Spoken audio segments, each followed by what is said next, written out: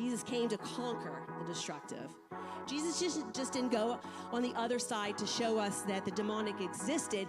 He came on the other side to show us that he actually had power over it.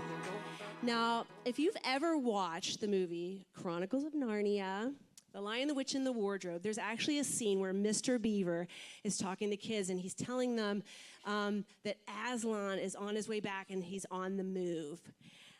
He reveals at one point to Susan that he's actually a lion and not a man. Susan replies, "Oh, I thought he was a man. Is he quite safe? Because if he's a lion, I think I might actually be afraid. Is he safe?" Mr. Beaver replies, "Safe? Who said anything about safe? Of course he isn't safe, but he's good.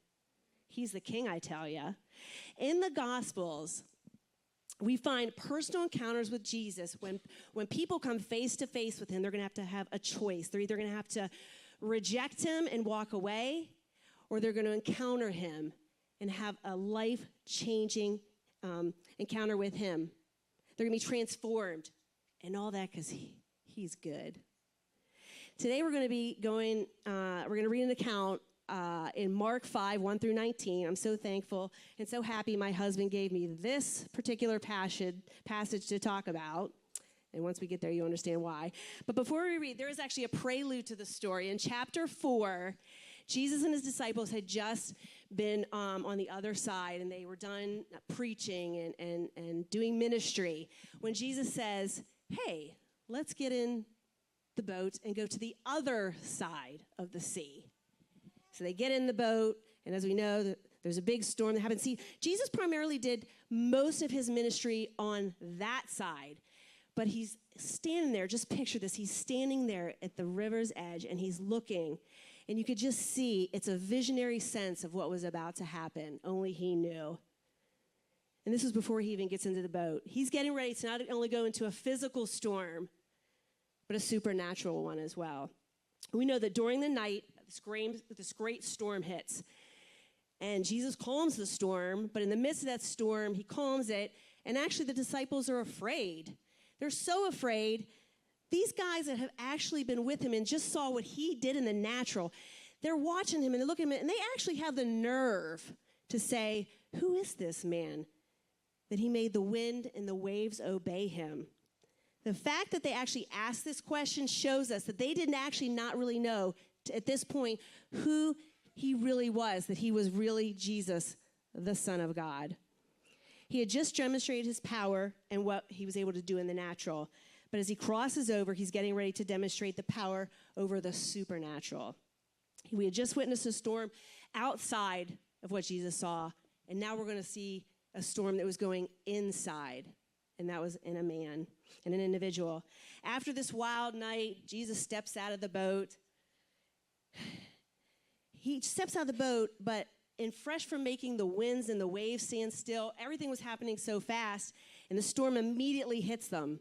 There was no time to rest, no time to shake the seasickness off, no time to fully interpret what had just happened with this whole wind and waves stand still. He immediately had gotten into a new storm. So today we're going to learn that in those storms, you know he's there in the place between pain and peace.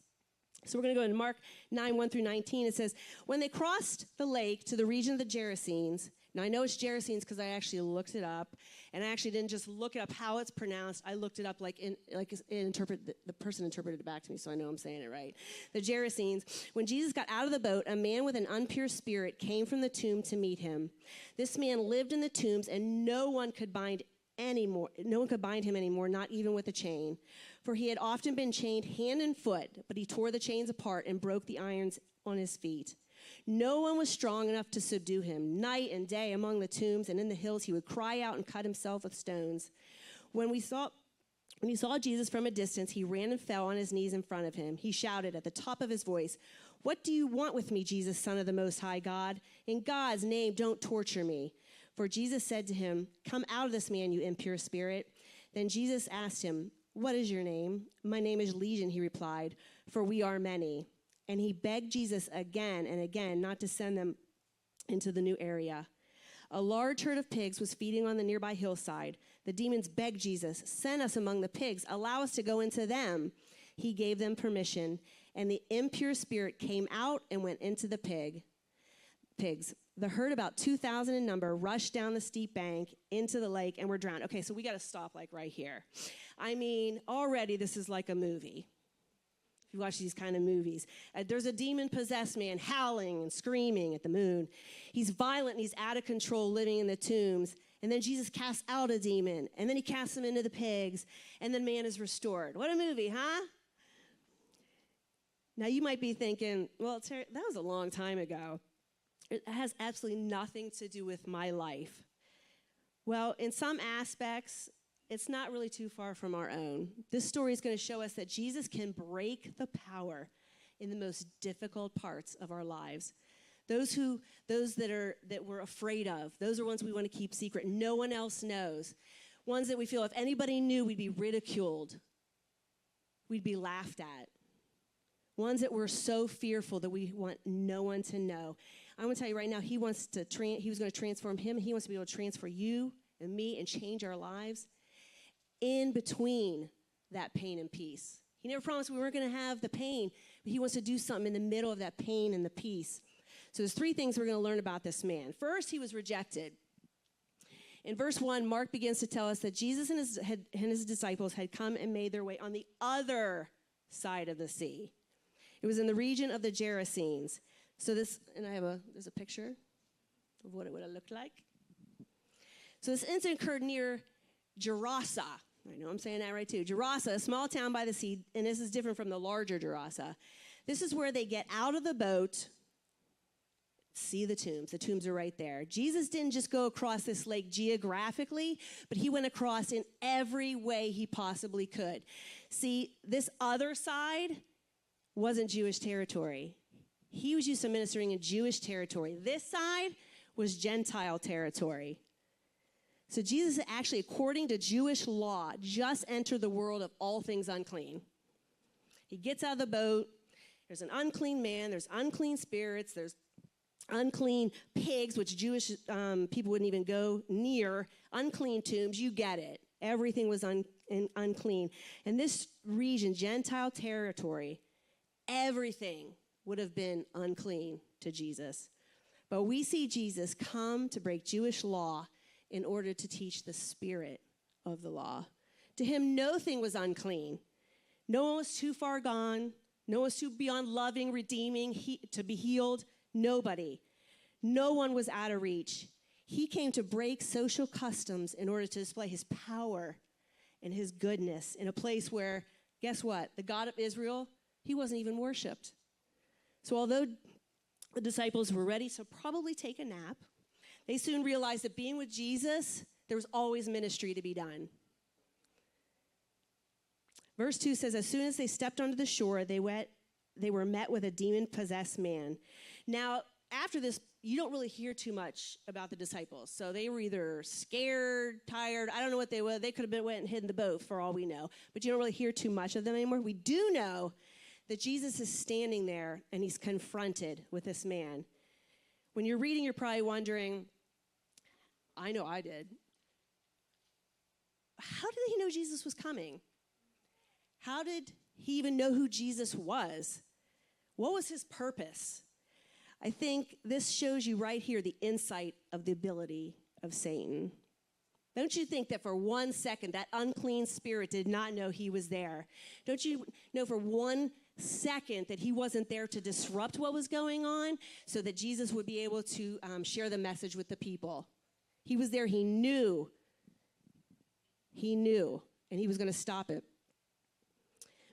We know the man probably didn't start out in the tombs living among the dead. He was probably actually one of the villagers. He lived there.